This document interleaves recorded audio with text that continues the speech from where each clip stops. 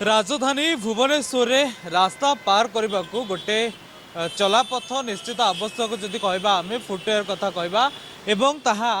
जदि नयापल्ली कथा कहबा सेठी संपूर्ण रूपे प्रस्तुत होती सत्संग बिहार हो सारी किंतु एपर्यंत पलाशुणी रे स्थायी समाधान पर गोटे फुटवेयर निर्माण हो पारि नाही जहां नहीं जनसाधारण एबे भी असंतुष्ट कारण राति हेले संध्याठू अधिक जाम होची पलाशुणी जदि कहबा आ साधारण लोकटीए जितेबाला रास्ता क्रॉस करने को चाहूँगी से बहुत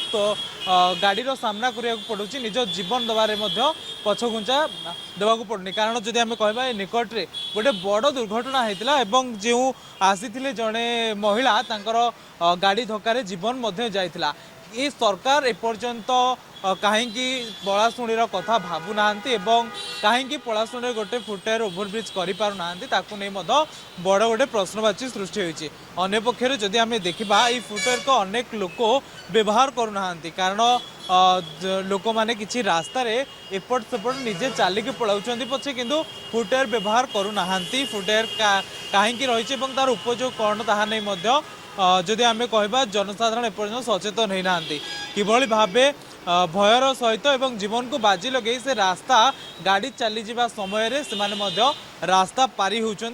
जीवन प्रति संपूर्ण रूपे विपद सृष्टि करछि किंतु ए पर्यंत कहीं